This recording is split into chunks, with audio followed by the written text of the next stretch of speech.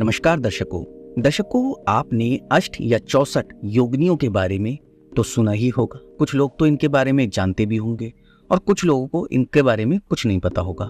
दरअसल ये सभी आदि शक्ति माँ काली का अवतार हैं। घोर नामक दैत्य के साथ युद्ध करते हुए माता ने ये अवतार लिए थे।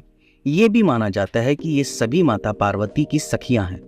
इन 64 देवियों में से 10 महाविद्याएं और सिद्ध विद्याओं की भी गणना की जाती है। ये सभी आद्य शक्ति काली के ही भिन्न भिन्न अवतारी अंश है। कुछ लोग कहते हैं कि समस्त योगिनियों का संबंध काली कुल से है और ये सभी तंत्र तथा योग विद्या से घनिष्ठ संबंध रखती है। समस्त योगिनियां अलौकिक शक्तियों में संपन्न है तथा इंद्रजाल, जादू, वशीकरण, मारण, स्तंभन इत्यादि कर्म इन्हीं की कृपा द्वारा ही सफल हो पाते हैं। प्रमुख रूप से 8 योगिनियां हैं जिनके नाम कुछ इस प्रकार से हैं। सुर सुंदरी योगिनी, मनोहरा योगिनी, कनकवती योगिनी, कामेश्वरी योगिनी, रति सुंदरी योगिनी, पद्मनी योगिनी, नतिनी योगिनी और आखिर में मधुमती योगिनी। 64 योगिनियों के नाम भी कुछ इस प्रकार से हैं, जैसे बहुरूप, तारा, नर्मदा, यमुना, शांति, वारुणी, क्षेमकरी, इंद्री, वाराही, रणवीरा, वानरमुखी, वैष्णवी, कालरात्रि, वैगरूपा, चर्चिका, बैतली, छिन्नमस्तिका,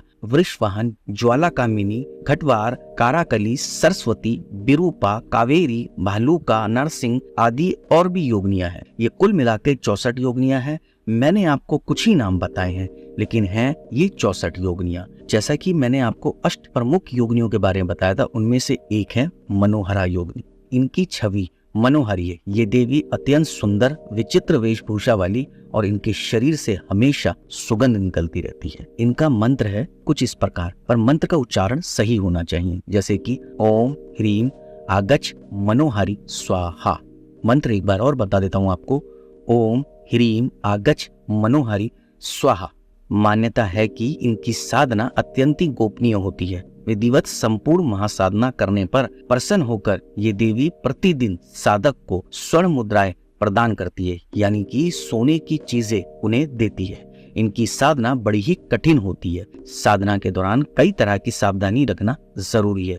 नदी में स्नान करके चंदन का मंडल बनाकर मध्य में देवी का मंत्र लिखकर ध्यान मंत्र जपा जाता है। इसके बाद साधक को मूल मंत्र से अगर धूप, दीप, गंध, मधु और तांबूल आदि से पूजा करना जरूरी है। फिर मंत्र जाप प्रारंभ करना होता है। मान्यता के अनुसार 1 माह तक रात्रि में रोज 21 माला जपनी होती है। फिर अनुष्ठान आदि विधि पूर्वक सभी कार्य करने के बाद माता प्रसन्न होती है, परंतु इनकी साधना में सावधानी जरूरी है। इनकी साधना में कोई भी गलती की गुंजाइश नहीं होनी चाहिए। वैसे तो मैंने आपको अप्सराओं के बारे में भी बताया है और भी कई सारे इस प्रकार की वीडियो बनाई है, जिसमें मैंने ये कहा है कि बिना किसी गुरु के किसी भी प्रकार की साधना आप ना करें, क्योंकि जरी सी भी गलती किसी मंत्र का, जैसे कि उच्चारण आप सही नहीं कर रहे हैं, कोई मंत्र सही से आपने पता नहीं कर रखा है, कोई भी चीज की गलती हो सकती है इस वजह से। इसलिए कोई भी व्यक्ति अगर इन सब साधनाओं को करता है तो बिना गुरु के वह ना करे, और बिना सलाह के, परिवार हो या गुरु हो,